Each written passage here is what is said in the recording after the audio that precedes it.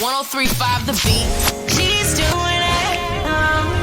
She's doing it. What's up, beautiful queens? It's your girl Stichiz, and we're out here showing love for our ladies. The women of South Florida who exude excellence in the workplace, constantly challenging the status quo, tearing down all boundaries in their field, and leaving a lasting mark on their industry. She's doing it. These women lift up those around them and achieve the highest level of honor and integrity in their profession.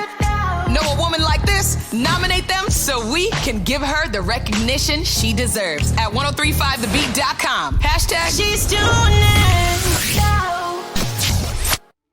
What's going on, beautiful people? Your girl Stichiz here, and welcome to another episode of She's Doing It. And I'm excited because this is something really different. Usually we're in the studio interviewing all lovely ladies, but we're doing something different. The third season, we're actually taking She's Doing It to a location, and we are at Candytopia, Aventura Mall. Shout out to Jackie and all the whole staff here at Candytopia. But before we get there, I had to have this amazing lady fly down, and thank you for coming down. Thank you for having me. None other than Chef Tommi Vincent. She's doing it. So Miss Tommi, how you doing, Chef? I'm wonderful. Everything's good. Everything is wonderful. How was the flight down here, first and foremost? Did they treat you okay? Listen, I know how to treat myself. Okay, come on, somebody. I don't get worried about how other people Come treat me. on. It was wonderful. Nice. I closed my eyes and woke up and was here. Okay, and said thank you, Father. Yes. We're good, and you made it safe. Beautiful. So before we get to the chef portion of you and your whole family and country, Vincent Country, Yes. is it called? Okay. Yes. Before we get to all of that, let's talk about Tommi Vincent. Like, Yes. where you come from, how did you get to where you are today? So everybody has a story. Right. And everybody's road that is traveled is their own road designed specifically for them by God. Right. Amen. Amen. And so for me, I started out in Trenton, New Jersey. Nice. And I just kept putting one foot in front of the other and looked up, and here I am today. Nice. Where did that love for cooking come from? So I come from a family of men and women who just can throw down. Nice. How many Flat out. brothers and sisters? Like a full house, or were So I have one brother and two sisters. Yeah. And my strongest influence from a cooking perspective was my Nana Edie. But she was my heaviest influence, and then my Nana Claudia could cook, and my aunts, my dad. Oh, so that ran through. It just, everybody, that's what I'm saying. So it's innately in me. Okay. I never looked at it like a gift. I looked at it as this is just what we do around here. Yeah. And so I took that and I parlayed that into what I do today, simply because I know the magic and the power behind food and what it does for people's lives. And I hear that a lot, that people say making food or making a meal, that's a way for you to break bad and just to have that fellowship with people. Would you say that too? Absolutely. But even the healing properties of sitting around with people and having conversation, which I believe has become a lost art. There was a time where you sat down at the dinner table and you talked out life, and you found out what was going on. And you got what you needed to get back up on the saddle. Nice. To get moving forward in your life. Nice. In Vincent Country, we call it our post check. And we sit down and we have our meals together because it's necessary. And it's funny, there's a reason why you call it post check related to sports. Your husband is Troy Vincent. Okay. Yes. He currently is the executive vice president at the NFL for football operations, but he also Come on. Can we snap for it though? Oh, we can. Listen, he is all that. Okay. And he don't mind winning neither. We'll get to that later. Yeah. So, and he also is a 15-year NFL legend. So Nice. he had a career actually that started out in Miami. Wow. So Yeah. home team. Yeah. So we start off with the family as far as with food. When was it the moment that you realized like this is what you wanted to do? Was there a particular meal or a particular moment or a dinner setting that you had with the family that it was like, I want to do this?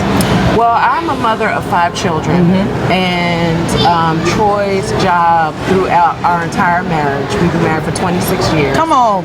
Has required him to travel, and often he's living in one city and me and the kids are living in another city. Wow. And we made a decision early on that I would focus in on the home to ensure that we were raising our children. Wow. And building them up to be the best human beings that they could possibly be. Right. In that process, however, what I neglected to do was do the things necessary to foster and develop myself. Because I was busy ensuring Other and people. championing Troy and the kids that had become my sole focus. And so there was a part of me that began to wither away, and it happened so gradually in increments that I didn't even realize it was occurring. Can I ask you, because this is really important because it happens to, I think, a lot of women, what were some of the signs that you saw that you were gradually like you were just losing you? What were some of the signs? Well, for me personally, there was a physical neglect because my energy was used to usher them into purpose. Kind of I didn't depleted. have anything left for myself, so my tank was empty. Yikes. So my physical being started to, take shape in ways I didn't want it to take shape. Right. So then it was like, oh, well, forget it. Like I wasn't given the time and attention to my physical and my mental. Right. And I lost zest for life for myself personally. Wow. Now I could go and cheer the kids on and cheer Troy on. Have the tank full for them. But boy, when it came to me, I was on E. Wow. I was on E. I actually dealt with a bout of depression, and that was the turning point for me. Back to your question. Yeah. That was the point in my life where I said, okay, hold up. I'm dying. And there are They got people deep, yeah. walk around in the earth all of the time, dead while living. And so for me, Hashtag dead while living. so for me, I had to snatch my life back. Yeah. And what the movie that played in my head was when I was younger, and even it didn't matter what was happening in our life because everything wasn't perfect, but there was love at the core of every meal that was prepared for us. And so I started clawing myself out of that pit through food and cooking. Wow. And using that as a point of nurture, not only for my family, but when I was in the kitchen and when I was preparing that food, it became food for my soul. That sounds like a book. That sounds like that sounds like a movie, actually. Food for my soul. For my soul. So did you have support in when you said you climbed yourself out? What was your process in that? Was it solely food, or was it spiritual, or what else did you have to help you come out? Because like you said, there's women around who can't get out and are trying to find, and I ask that specific because somebody might hear this and need help and not know how to do it. I went to counseling. Okay. For me, one, because just my nature. I am a fighter, and I am because I do things with ease in life. Not because I'm so great, but because of my confidence in my relationship with the Lord. I just believe I can do all things. Come on, Philippians. So, come on, scripture. And so for me, my process was private. Troy, I was able to navigate this whole thing without sitting Troy down saying, I was going to ask you that, I'm struggling. None of that. Because he worked in New York and we lived in Virginia, so he came home on the weekends. So he was exhausted. And you didn't even want to put that. So I was just, no, it wasn't I didn't want to put that. I was just like, I don't want nobody asking me no questions. I don't want nobody trying to rub me down and give, like, I just felt like it was my own process that I needed to endure. Wow. And so, I used that time to deal with what I needed to deal with. And that the counseling, I had a wonderful, she was an older, seasoned woman. She also was a believer, which was important for me. But counseling, whatever you need, whatever you have to get to get the healing you need, you do that. But that was important for you. That was important for me. And she walked me through, she whipped me in shape, and you got to shoot me straight. Yeah. Straight shooting, straight shot. Because I'm a leader. And when people are leaders, they're strong-willed. And if you don't give it to them straight, they're going to end up counseling you. So she was able to really just deal with me and whip me into shape. And what I realized was what was happening in my life was everything that I accepted and everything that I allowed. And so for me, it was the turning point in my life, and I have not been the same since. Wow. What is one thing, if I can take you back, one thing that you see that you did or that you allowed that you probably wouldn't have allowed, you won't allow today because if you're a different person?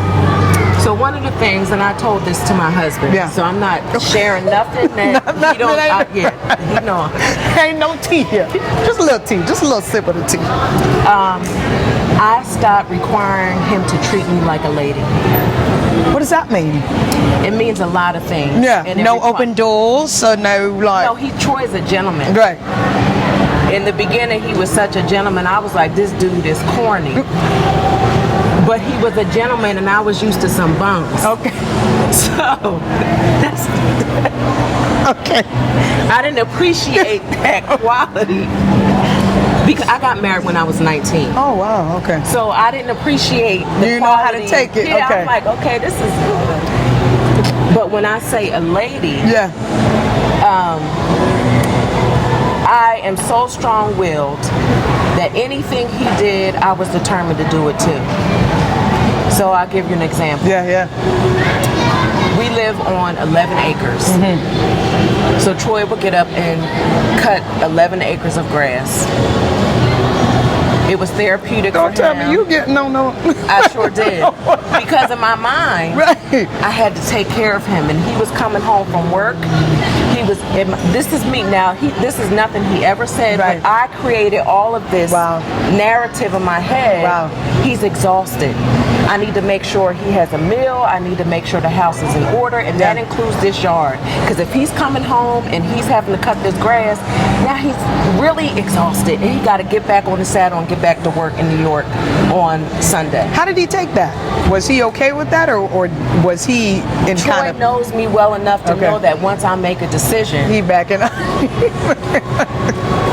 That's just who I am. Right, okay. And so I would go out there on the yard, on the acres, y'all. And I would cut all that grass. Chef, you was on the tractor. I would edge the... You had a hat too on the tractor? I wore shades and a hat. The cutest lady on the tractor, y'all. And so what I was the message that I was sending to him is I got this. Okay. And so it caused him to back up, because if he infringed on my will, then I would be like, back up. I said I got this. And because I did that, it allowed for him to stop treating me like a lady. And so I allowed him to stop treating me like a lady. It wasn't something he did. Okay. It was something I did. So that's not what you wanted, though. That's what ended up happening. That's what ended up happening. Oy, mommy. Because of how I was conditioned. It's all about, and this is something that women do often. We put the load on our back and we get it done. Crying, toting over, and whatever we get it done. Takes, it's Yeah. gonna get done. Right. And that was, so I was so busy taking care of everybody else that whatever needed to be done. I was breaking my back, my neck, all of that to get it done, to make sure y'all good? Y'all good? Yeah, but who's checking if you're good? who was checking. Yeah. Wow. So once that light bulb hit, you got in the kitchen. It was a wrap. Okay. So now let's get to Chef. We get the cooking for the family, we get the revelation, and we back on it. What happens then? So we, as a family, we sit down and we talk about our dreams. And so in 2012, we sat down as a family. It was Thanksgiving time, but prior to us sitting down, Troy put a charge out to the family and said, I want everybody to sit down and to write out their dreams. Nice. Because we were committed to no longer sowing into frivolousness and stuff. If you had dreams, then every dime that we had moving forward, we were going to invest in the dreams. Nice. And so we sat down and we talked about our dreams. And one of the things that was on my list was I wanted to complete my degree because I left school. I was at Temple University. I left school to get married and come down here in Miami with Troy. Wow. I wanted to finish my degree in something that was meaningful for me and something that I would use. And then that was culinary arts. So I knew that's what I wanted to do. And Stanford you graduated from, yes, I went to Stafford University in Baltimore, Maryland, and I finished my degree. Hashtag she's doing it, she's did it, and continues to do it. We ain't done, so don't move nowhere. So we graduate, and then we start our own business. So I have daughters. I have sons too, but I have daughters. And the snatching back was very personal to me because I knew they watched my every move. Yeah. And so my steps had to be very intentional and deliberate. Yeah. Ordered. In that process of going back to school, there also was the part of me that was like, okay, God, I really believe I'm moving in the direction you desire for me to go in. So this is when you already have your kids. You're going back to school. Girl, this was in 2012. Oh, Lord. All right. So I was, my twins at the time were in the fourth grade. They're now in high school. They're ninth grade. Wow. So when I went back to school, the life of a chef is extremely challenging. The hours are brutal, and to be quite honest, it's not very family friendly because restaurants are open. You know, you have to come in early in the morning to prep. You got to be there late or in the wee hours of the morning getting ready for the next day. And so for me, that was just troubling my spirit because I'm like, okay, I know I'm moving in the right direction. However, God, I don't want to give up raising my children and being a wife. Those things are a priority for me. Yeah, that you weren't budging on that. I was not budging on that. Okay. And so my picture had to be very customized in order for this to work in my life, and I didn't see it at that time. So I was in school, but very just kind of like struggling a little bit because I'm like, God, how is this going to work? Like, I know I cannot not do this because I was dying over here. So if I don't do this here, what I'm gonna do? Yeah, what I'm gonna do? To me? But I can't. My sons play college football. My husband working in New York. Like all of these pieces are going on. Wow. And you still have to raise the twins and listen. Wow. That is our responsibility. Yeah. And for so long, people made me feel, or attempted to try to make me feel bad about that being my choice in life. Going back to school and raising my children. Okay. You know, Troy's doing that, so what are you doing? And that never impacted me because I understood that I was raising world changers. So I had the greatest gift in this earth. Come on. The very first job that God gave us. So I wasn't tripping. Right. And I knew that this was still a really big part of who I was and it was necessary. Nice. So as God God would have it, what I do fits into our life. Yeah. How it's done, it happens on purpose, with purpose, Yeah. and everything about my chef journey has laid right into place. Nice. We come to that revelation of, and I spoke to you about it earlier, you get to a point to where you think you're doing right, you think you're doing good, you want to do everything, but it's like, no, you're not God. Like, let God be God and do what He called you to do. Was that your same feeling? Absolutely. Yeah. That we need to get out of the way. Not only are we in our own way, Yeah. but we get in God's way. And I know that tractor situation may not sound that significant, Right. but when you are fighting for your life, it's God can use any moment in time to give you the aha moment, to turn on the light bulbs and to snap you out of Right. foolishness. Right.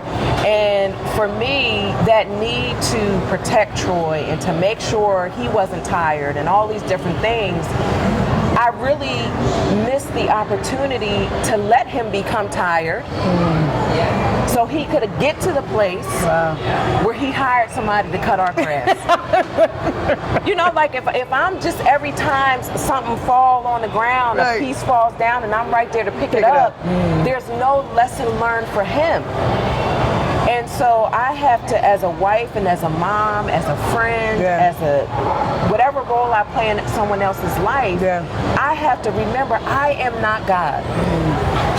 And I need to take my hands off the reins of someone else's life and just focus in on mine and allow God to work in their life like He works in mine. Wow.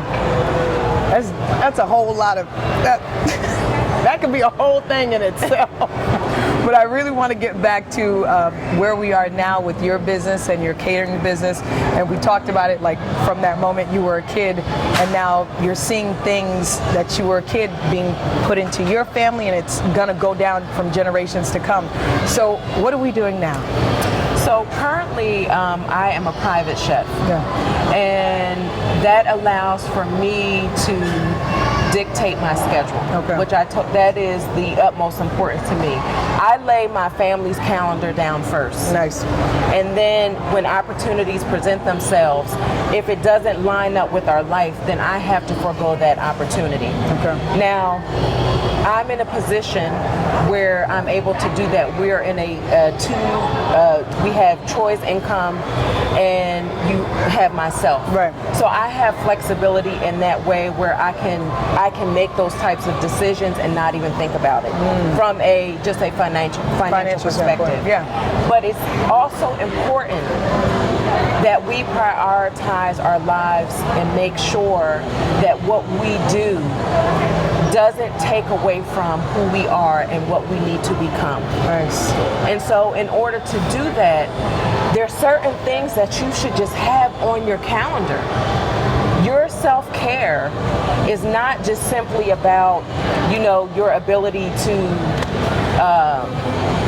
have a glass of wine or something. That's not self-care. That's an indulgence. Nice. Okay? That's an indulgence. That's so not no little self-care. Chardonnay, that ain't. Self-care is making sure that you physically and mentally can tackle life in a way that you have good success. Nice. And be good. Be good. Yeah. Okay. Like I want to be able to run around with my grandchildren. I want to be able to chef as long as I desire to chef, but if I'm not physically in shape and physically fit, I'm not talking about weight. Right. Able. I have to, that's my self-care. Yeah. So what does your self-care look like? So I'm a very regimented person because in order for people to be successful, they need to be disciplined. Right. And so I wake up every morning at 6 a.m. and I have a room that I go into. I get up, I brush my teeth because I'm not going to Jesus with no stank breath. That's disrespectful. Right. You're coming there clean. You're coming there clean. That's hilarious. Okay, so you come to the pot clean, you come bright, you come breath fresh. Okay. All right. So I have a room that I go in, and for me, I think it's really important to have a place that you meet God, because it's part of my routine. Right. The space is saturated with Him already. I close my door and I sit in there and I have time with Him. Nice. I start my day that way. I don't go through my day and have a situation and then seek Him. Right. I believe that because I seek Him first in the morning, He lays it. that as I'm moving forward in my day, I'm in those steps that are preordained for my life. Come on. So I'm not like, dang, maybe I shouldn't. If it comes to me in that way, I'm like, I don't even think about it because I already sought Him in the morning. Right, right. So I do that, and then I go from there. I go downstairs. We have a gym in our home, and I work out. And I pray every day, right. And I work out a minimum of 5 times a week. Wow. So you got your own regimen is set. Listen, when you have been in a place, when you've been as low as I was for that period of time, you're not going back. Whatever it takes Not going back. to not just survive but to thrive, I'm all in. Come on. That's who I am. Yeah. When I was out in the streets doing what I did, I was all in. Yeah. And now that I know a better way to achieve the things I desire to achieve in life, I'm all in. Come. Like it. I'm all in. So is there anything that we're not doing that we want to do? Truthfully. Because it sounds like you did it all. Done told me she would have went to cosmetology school and like, what is you not doing? So I have a desire to have a cooking show on television. Happening. So currently I have a YouTube show, Stay a While, on the Chef Tommi V YouTube channel. Nice.